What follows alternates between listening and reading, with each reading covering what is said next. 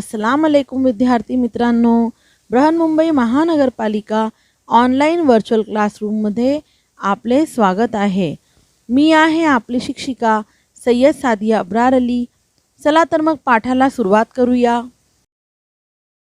विद्यार्थी मित्रांनो, स्क्रीनवर आपणास भारतीय राष्ट्रध्वज दिसत आहे. भारताच्या स्वातंत्र्य आणि अखंडतेचे प्रतीक आहे. हजारोहून अधिक शूर भारतीय स्वातंत्र्य सैनिकांच्या बऱ्याच वर्षाच्या संघर्षानंतर भारताला स्वातंत्र्य मिळाले. आज आपण मराठी आंतरभारती इयत्ता 10वी या पाठ्यपुस्तकातील पाठ क्रमांक 11 हा देश माझा ही कविता अभ्यासणार आहोत.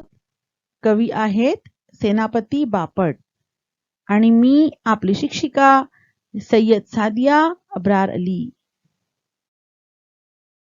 हा देश माझा. कवी आहेत सेनापती बापट. 1880 ते 1967. पांडुरंग महादेव बापट उर्फ सेनापती बापट हे भारताच्या स्वातंत्र्य संग्रामातील थोर स्वातंत्र्य सैनिक होते.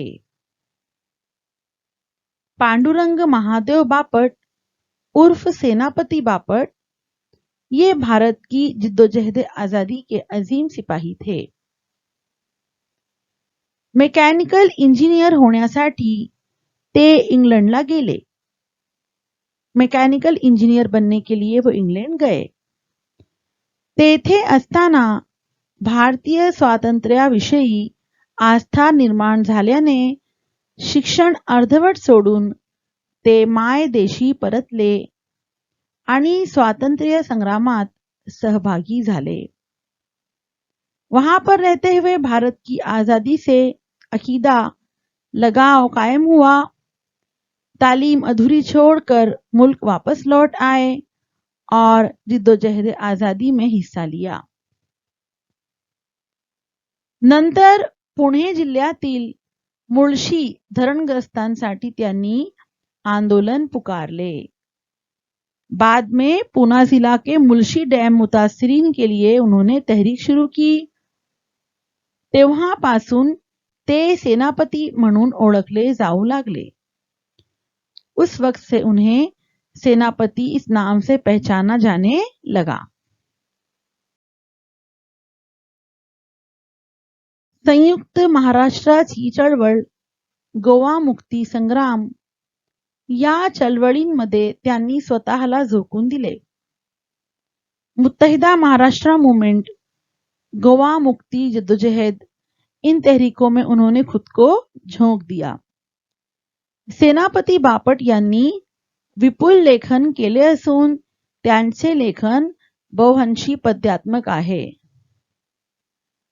सेनापति बापट ने बहुत कुछ तहरीर किया है. उनकी तहरीरें ज्यादातर गीत की शक्ल में हैं. प्रस्तुत कवितेत भारत देशाबद्दलचे प्रेम, भारतातील निसर्ग सौंदर्य, विविधतेतील एकता यांचे वर्णन कवीने केले आहे.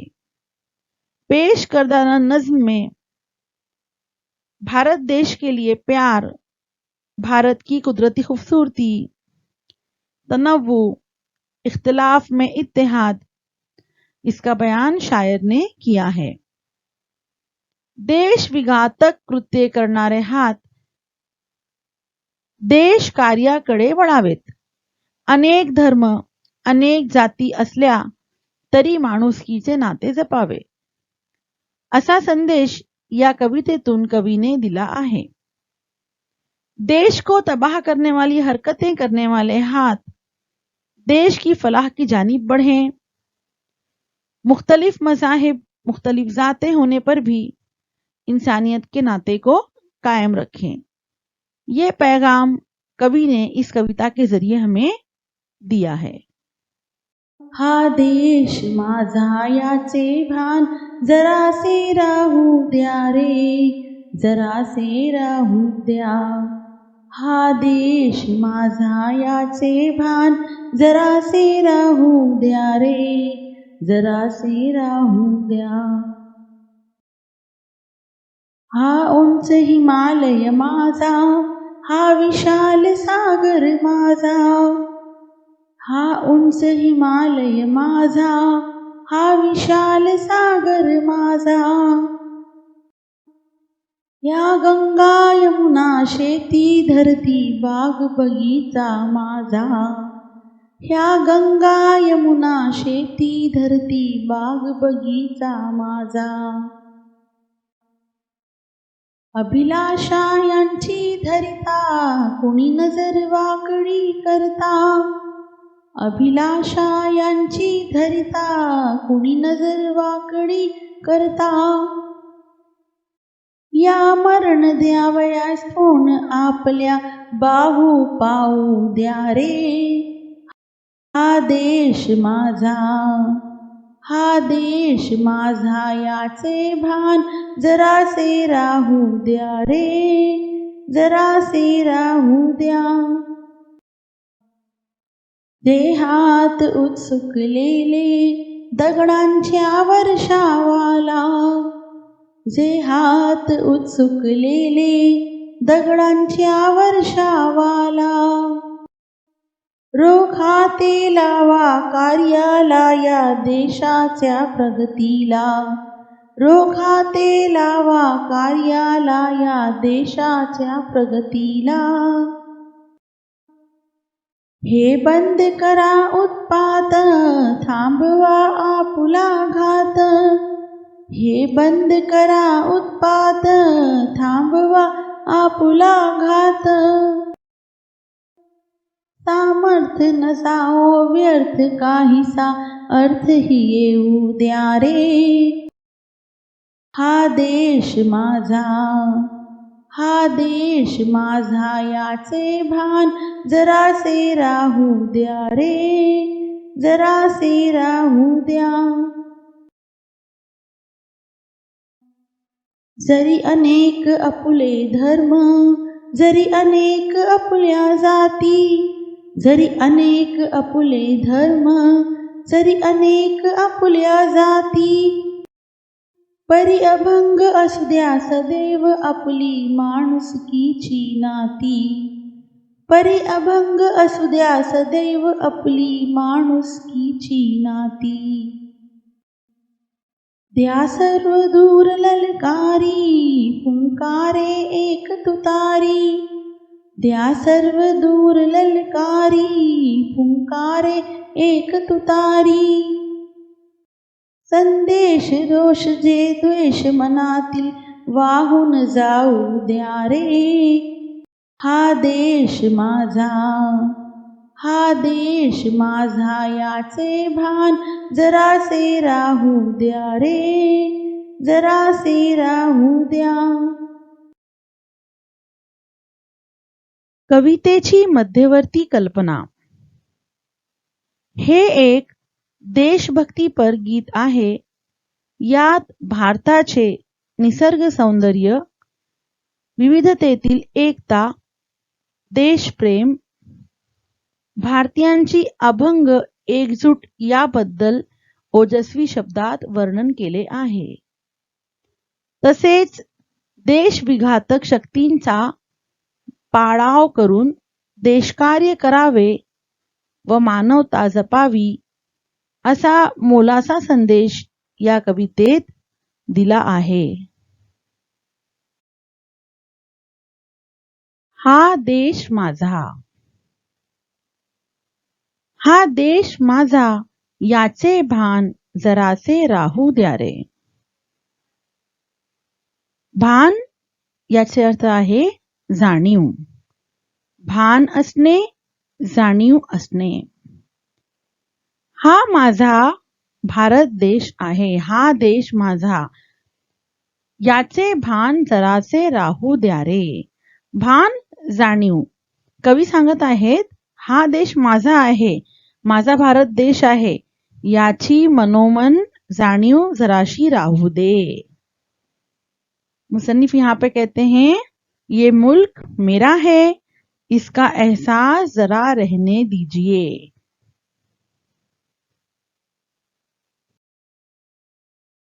हा उंच हिमालय माझा, हा विशाल सागर माझा।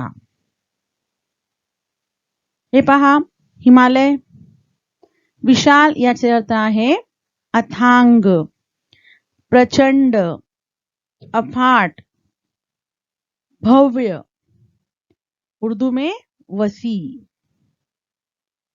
सागर समुद्र। हा उंच हिमालय माझा, हा विशाल सागर माझा।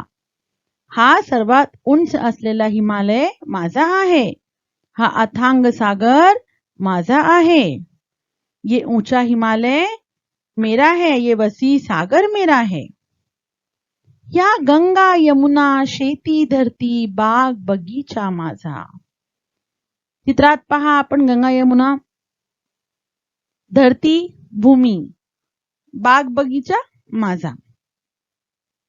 माझ्या देशाला सुफलाम सुफलाम करणाऱ्या गंगा यमुना या पवित्र नद्या माझ्या आहेत।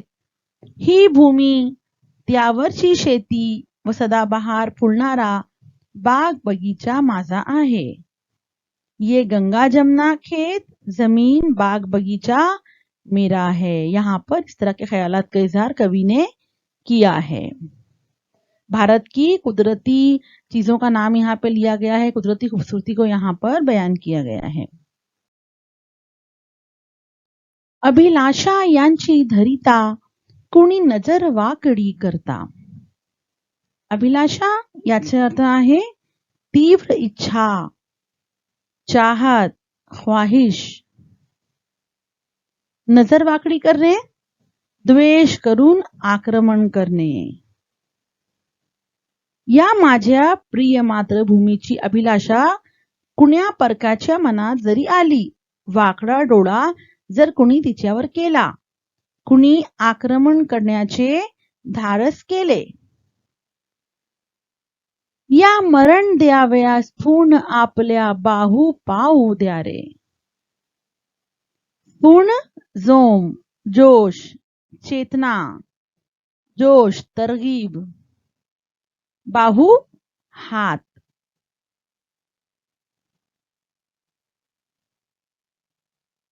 कुणी आक्रमण करण्याचे धाडस केले तर त्यांना मृत्यू देण्यासाठी सर्व भारतीयांचे बाहू स्फूर्ण पाहू देत।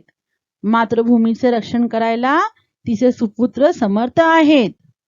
यहाँ पर मुसन्निफ कहते हैं अगर कोई चाहत करता है हमारी सरजमीन की, कोई नजर टेढ़ी करता है, आओ मौत देने के लिए यहाँ जो है जोश अपनी बाहों का देखने के लिए आ जाओ। यहाँ पर सब कोई तैयार है, यानी अपने मुल्क के लिए कुर्बानी देने के लिए यहाँ पर लोग तैयार हैं।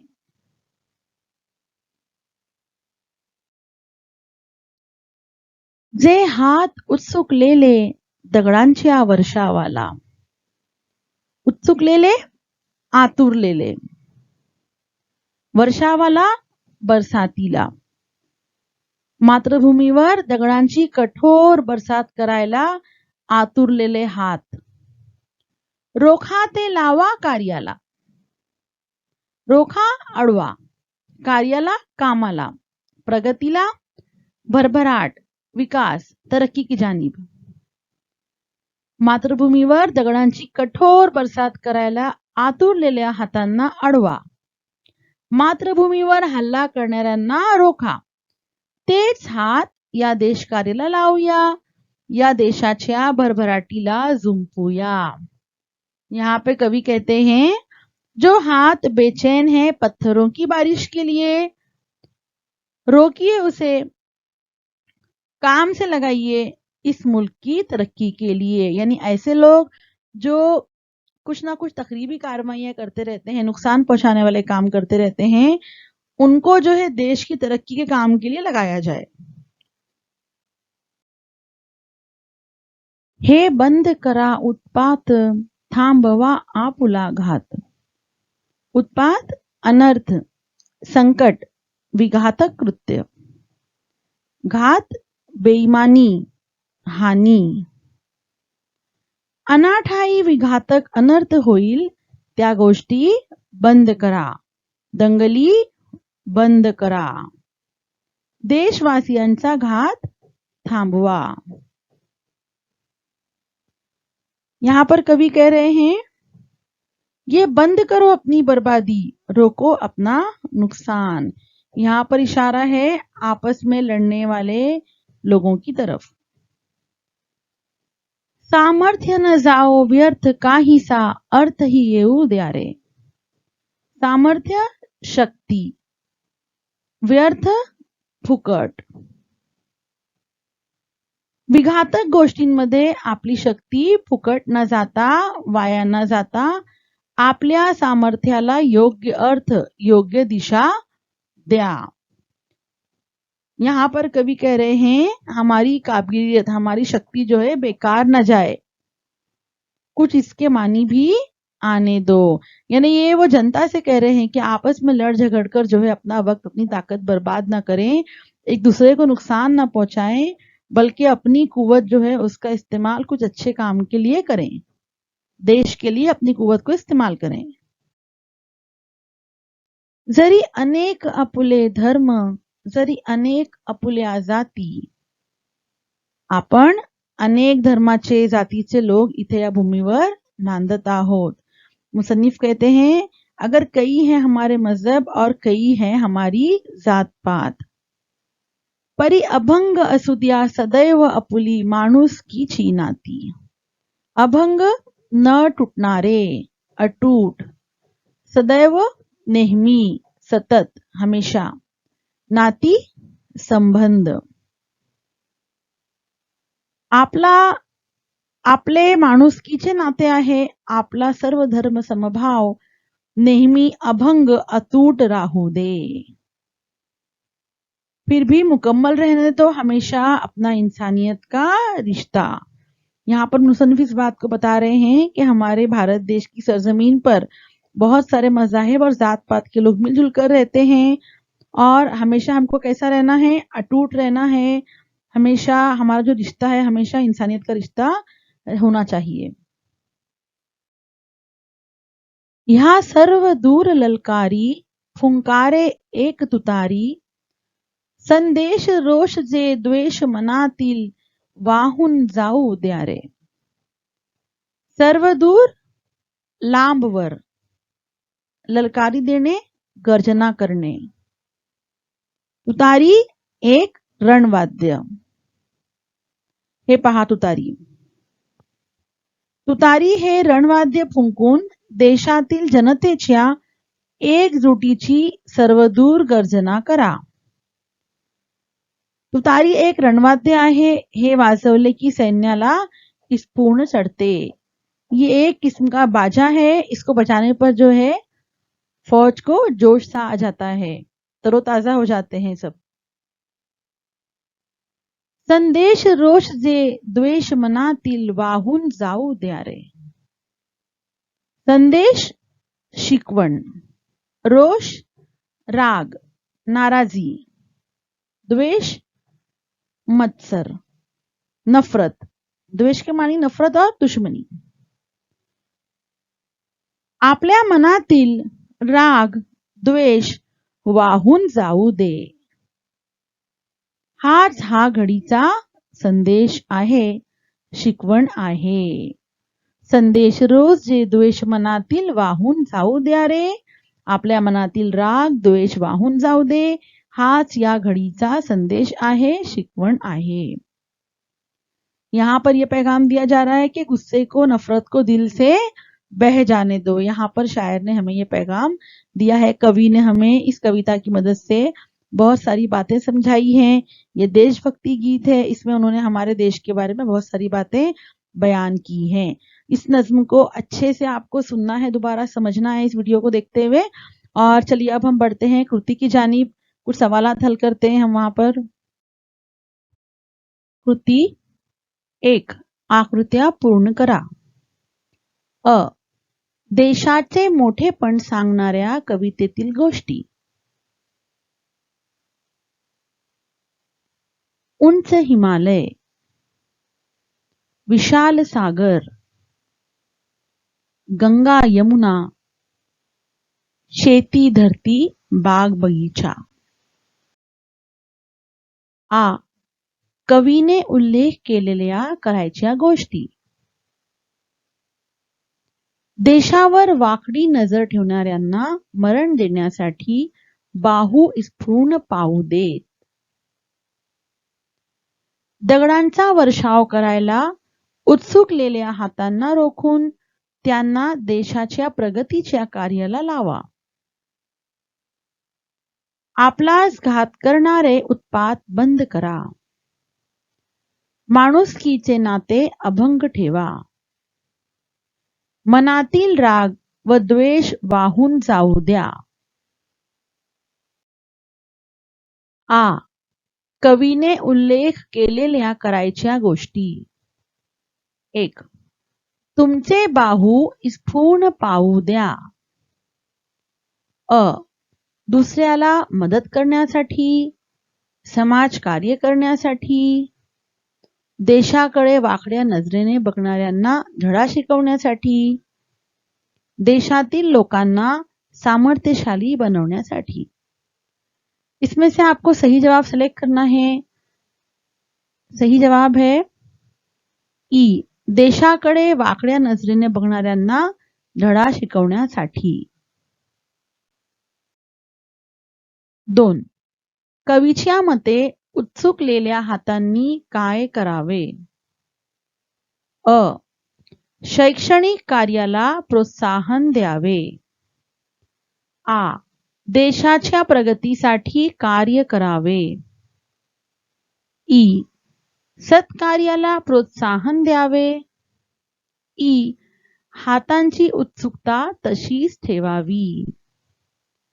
यहाँ पर भी आपको सही जवाब पर निशान लगाना है. आ. देशाच्या प्रगतीसाठी कार्य करावे, ये है इसका सही उत्तर. 3. देशातील विविधता दर्शवणारी कवितेतील ओळ शोधून लिहा. जरी अनेक आपुले धर्म, जरी अनेक आपुल्या जाती, परी अभंग असू द्या सदैव आपुली माणुसकीची नाती. 4. एका शब्दात उत्तरे लिहा. अ. कवीने जपायला सांगितलेली गोष्ट. माणुसकीची नाती. आ. सर्व दूर ललकारी देण्यासाठी वापरायचे साधन. तुतारी. 5. खालील तक्ता पूर्ण करा. कवितेचे नाव, कवी, कवीने उल्लेखलेल्या नैसर्गिक गोष्टी, कवितेची मध्यवर्ती कल्पना. तर विद्यार्थी मित्रांनो, आपणास हा तख्ता पूर्ण करायचा है. आप लोगों को ये टेबल पूरा करना है. कवितेचे नाव लिखते हैं हम सबसे पहले. हा देश माझा. कवी आहेत सेनापती बापट. कवीने उल्लेखलेल्या नैसर्गिक गोष्टी, हिमालय पर्वत, गंगा यमुना या नद्या, शेती भूमी, विशाल सागर, बाग बगीचा. देश अभिमान व विविधतेत एकता या मूल्यांची जोपासना करावी व देश विघातक शक्ती देश कार्यात खर्च करून माणुसकी जोपासावी. आपको ये तमाम काम अपनी कॉपी में तहरीर करना है और इस वीडियो को बार बार देखना है. जो चीज नहीं समझ में आती है समझने की कोशिश करना है. धन्यवाद. विद्यार्थी मित्रांनो, मी अशी आशा बाळगते की आमचा हा व्हिडिओ आपणास नक्की आवडला असेल. आज आपण जे शिकलात, समजून घेतलात याबाबत धन्यवाद देते. पुन्हा भेटूया पुढच्या तासात.